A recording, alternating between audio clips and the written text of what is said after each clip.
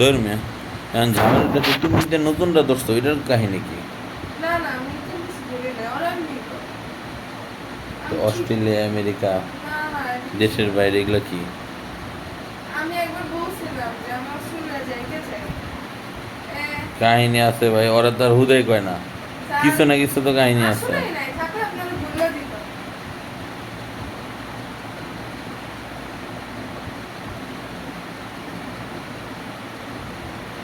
আসলে না আচ্ছা।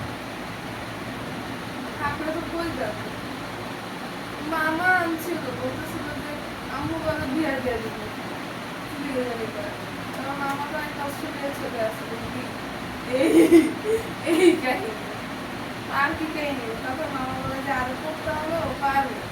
ওরা এইচএসসির পর দেখ বিয়া দিতে পারি। এরকম আমার বিচারে 27 সালে যাওয়ার কথা। এর আগে কিছু বছর দিব না আমরা। সাথে সাথে যাবো গা। এইচএসসির পরে আর কি ফুল ফ্যামিলি নানু মানে আম্মু দিকে সবাই যাওয়ার কথা। মামা নাকি অ্যাপ্লাই করে রাখছে আমার সব। ওই আমেরিকা। হ্যাঁ, ওই যে আপনার যেমন ভাই থাকে না, আমার আপন মামা থাকে। এই কবে আমি যখন জন্মছি তখন গেছে আমার মামা। সাথে আর সাথে আরো আগে ফার্স্টে।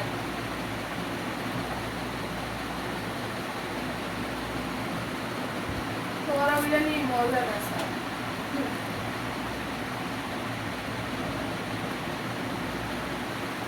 তোমাকে নিজেকে মধ্যে এটা খুব ঝামেলা, এটা বুঝবা পরে। কিসের মধ্যে? কি? মানে নিজেদের ক্লাসমেট বলো ইয়া বলো। এই ভালো না স্যার, খালি লাগাই। বিশেষ করে এই আদ্র ওর খালি প্যাঁচই লাগে স্যার, প্যাঁচ আর খুলে না।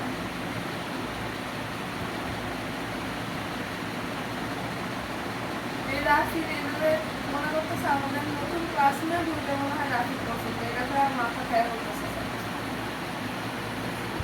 এদিকে রাফিরটা অন্যরা আমার কতবার জিজ্ঞাসা করছে রাফির সাথে মেয়ে নাকি ঈশা ঈশা কই থেকে আসছে।